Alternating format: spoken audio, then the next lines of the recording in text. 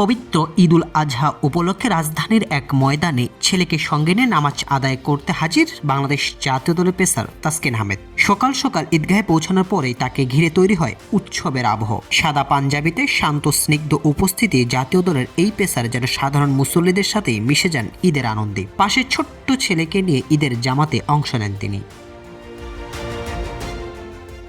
তাসকিনকে দেখতে পেয়ে গণমাধ্যম কর্মী ও উপস্থিত ভক্তরা এগিয়ে আসেন শুভেচ্ছা জানাতে। হাসি মুখে সবাইকে ঈদ মোবারক বলেন এই টাইগার পেসার। শুধু তাসকিনই নয়, তার ছেলেও সবার শুভেচ্ছার জবাব দেয় হাসি মুখে। শুভেচ্ছা বিনিময়ের পর বাবা ছেলে একই সাথে ঈদগাহের ভিতরে প্রবেশ করেন নামাজ আদায়ের জন্য। পুরো পরিবেশ জুড়েই ছিল পারিবারিক উষ্ণতা আর ধর্মীয় সৌহার্দ্যের ছোঁয়া।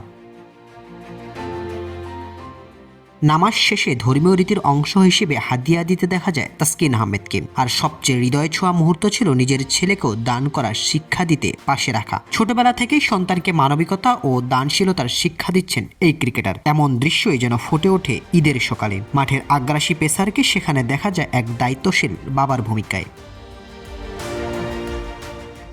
ঈদের জামাত শেষে ভক্তদের আবদার ফেরাননি তাসকিন। ঈদগাহ ময়দানে অনেকে তার সঙ্গে ছবি তোলার অনুরোধ করেন। ব্যস্ততার মাঝেও হাসি মুখে সবার সঙ্গে ছবি তোলেন তিনি। পরে গণমাধ্যম কর্মীদের সঙ্গেও কথা বলেন জাতীয় দলের এই তারকা cricketer.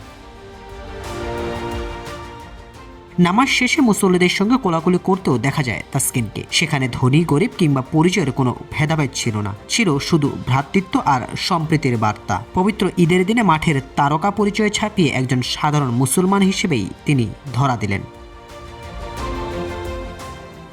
Saidul Islam Sujan, C sports.